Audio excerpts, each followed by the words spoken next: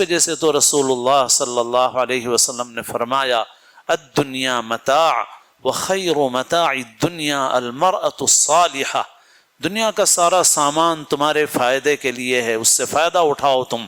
مگر جتنی چیزوں سے تم فائدہ اٹھا رہے ہو اس میں سب سے بہترین چیز جس سے تم فائدہ اٹھاؤ گے وہ نیک بیوی ہے۔ سب کچھ ہے انسان کے پاس مگر اچھا گھر نہیں ہے تو انسان کو سکون نہیں مل سکتا۔ اللہ نے قرآن مجید میں ارشاد فرمایا وَمِنْ آيَاتِهِ أَنْ خَلَقَ لَكُم مِّنْ أَنفُسِكُمْ أَزْوَاجًا لِتَسْكُنُوا إِلَيْهَا وَجَعَلَ بَيْنَكُم مَّوَدَّةً وَرَحْمَةً، اللہ کی نشانیوں میں سے یہ ہے کہ اللہ نے تمہیں میں سے تمہارے جوڑے بنائے تاکہ تم ان جوڑوں کے ذریعے سے سکون حاصل کرو اور تمہارے درمیان شفقت اور رحمت کے جذبات، محبت اور مودت اور رحمت کے جذبات پیدا فرمائے۔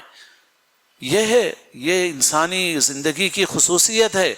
یہ خاندان کی خصوصیت ہے، یہ اس رشتے کی خصوصیت ہے۔